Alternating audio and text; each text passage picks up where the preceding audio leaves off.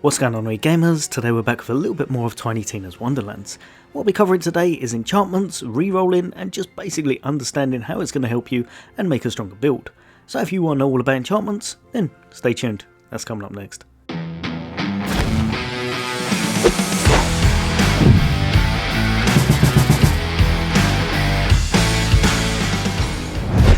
Welcome back, we guys and girls. As always, for all things gaming, for all things Xbox, then why not hit that subscribe and bell icon.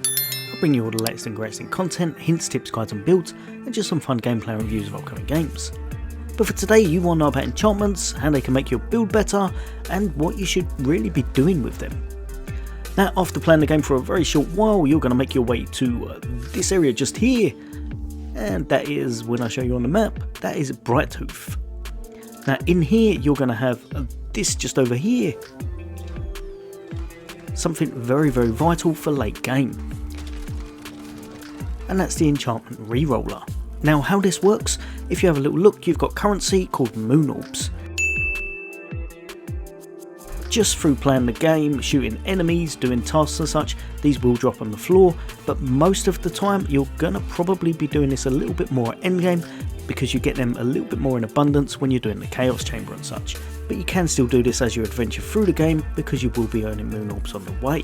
So anything that comes up on the right hand side here is something that you can enchant. If it doesn't come up here and you have it, it means it's an item that you can't enchant, unfortunately. For example, rings or talismans, they can't be enchanted. What you're gonna do, so with this one right here, because I've not actually rolled it at all yet, the cost is going to be very low, so it's only going to cost 2 moon orbs. Really nice. I'm going to hit that enchant, and as you can see on the left here, while action skill is active, increase companion damage by 50%. If I like that enchantment, I can accept it by pressing X on the Xbox. If I don't, I can press Y, and I'm going to discard that enchantment. And here's the thing that you should definitely know before you start doing enchantments: if you keep discarding, there is a bit of a downside to it later on, so I'll go over that, but it goes up every single time with moon orbs as well.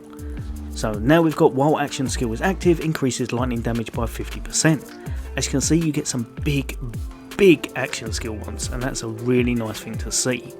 But again, doesn't help me, I'm going to get rid of it. If I go down again and I click on it once more, it's gone up to 8 this time. Now, while action skill is active, increases fire damage. If I'm after something with a spell, so say for example I've got on the right hand side there, on spellcast, increases gun damage by 30% for 10 seconds, then I wouldn't want to be keeping this one. Every time I'm re-rolling, the cost goes up. And here's the bit of the kicker at the moment, something I hope they very much change, because it's a little bit crazy to me. So here we have the perfect example. This one right here, after you've re-rolled something 10 times, the next cost of something is 4,096, but the game only lets you hold 4,000 moon orbs. So even if you had your favourite weapon in the game, it had taken you 100 hours to actually farm it, it wouldn't be useless, but it wouldn't be the best, because you wouldn't have any enchants on it. I would say what you want to do is make sure you put an enchantment on it, and then if you can roll a better one later on, accept that one as well.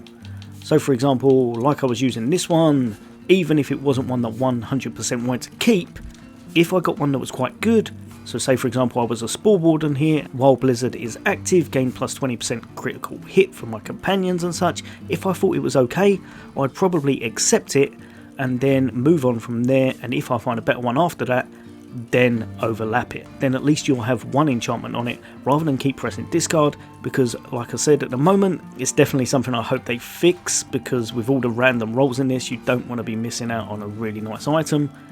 But yeah, make sure you keep at least one enchantment on it, even if it's not perfect, in case the rerolls go a little bit bad. Right, so jumping over to the gun range, because it's just easier to show you firsthand how the enchantments actually work on your build.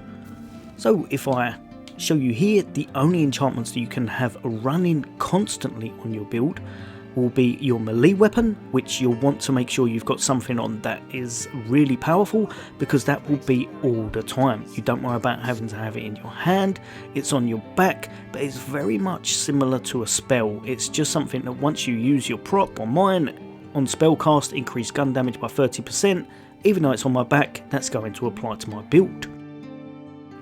Next up, whatever weapon you're using.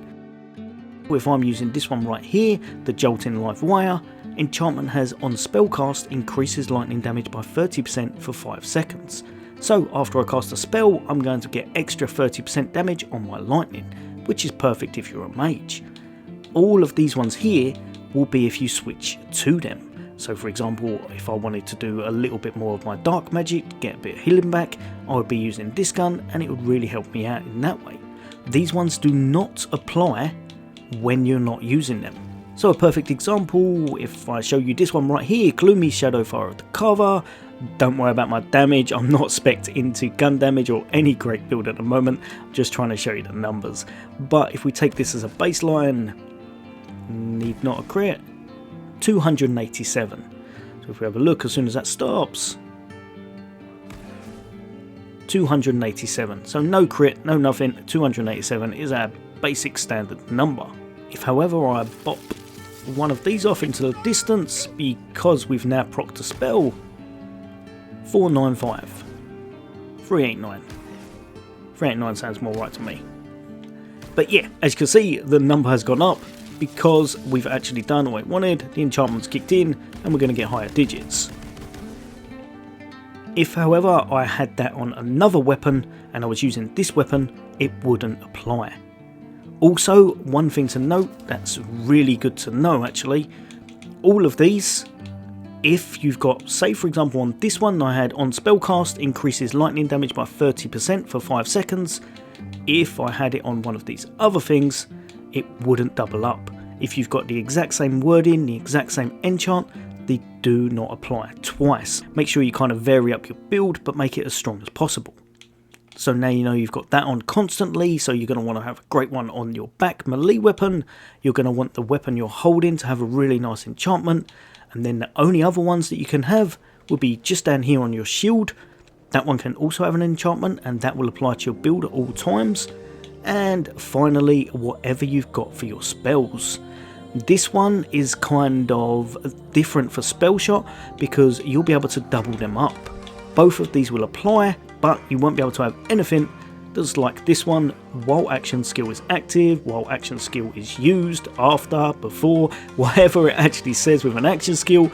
You will not have that applied to you because you have no action skills if you're using the ambidextrous class skill for your actual abilities. Well, just up here, if you're using this, you will not be able to benefit from that, so you've kind of got to swing it the other way and do a little bit more with your spell. So yeah, just remember, back always applies, whatever gun you're holding always applies as long as you've activated it.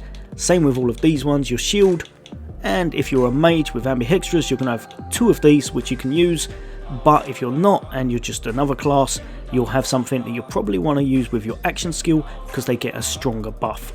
This one right here increases frost damage by 50%. It's absolutely massive, works really well on a lot of classes. But yeah, hopefully that's helped a few of you guys and girls out, and you'll be able to make a really strong build now. As always gamers, for all things gaming, for all things Xbox, take care. I'll see you all next day.